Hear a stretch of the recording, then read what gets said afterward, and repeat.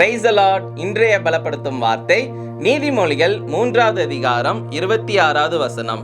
Proverbs chapter 3 verse 26. கர்த்தர் உன் நம்பிக்கையாய் இருந்து உன் கால் சிக்கிக் கொள்ளாதபடி காப்பார். The Lord will be your confidence. He will guard your feet from being snared. ஹல்லேலூயா.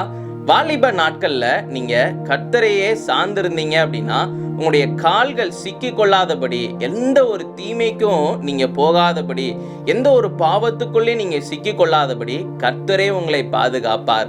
இன்னைக்கு உங்களுடைய வாழ்க்கையில நீங்க யாரை சார்ந்திருக்கிறீங்க?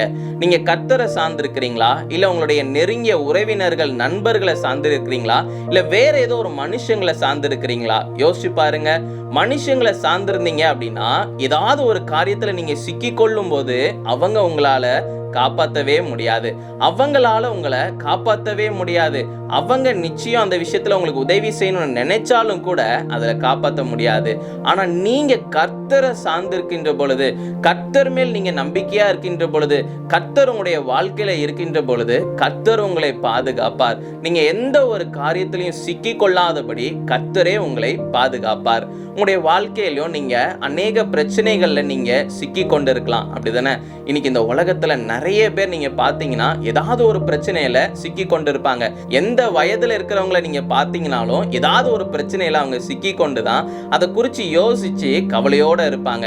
ஆனா நீங்க கர்த்தரையே நீங்க சார்ந்திருக்கின்ற பொழுது எந்த ஒரு பிரச்சனைகளிலும் எந்த ஒரு தீமையான காரியங்களிலும் சிக்கி கொள்ளாதபடி கர்த்தரே உங்களை பாதுகாப்பார்.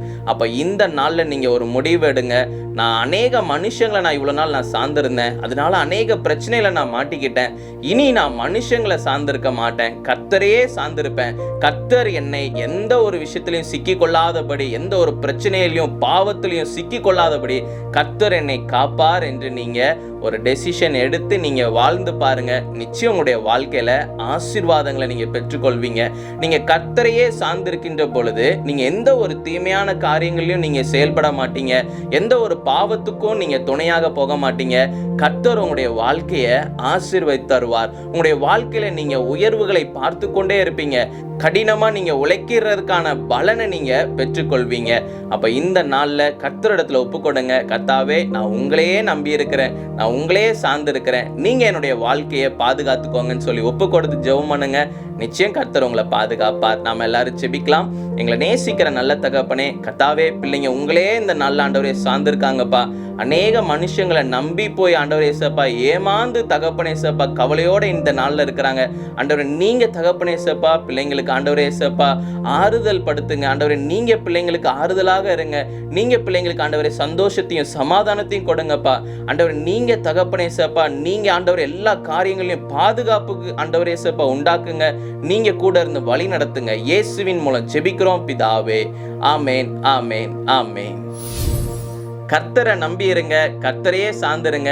நிச்சயம் கர்த்தர் உங்களை பாதுகாப்பார், நேர்த்தியான வழியில உங்களை நடத்துவார்.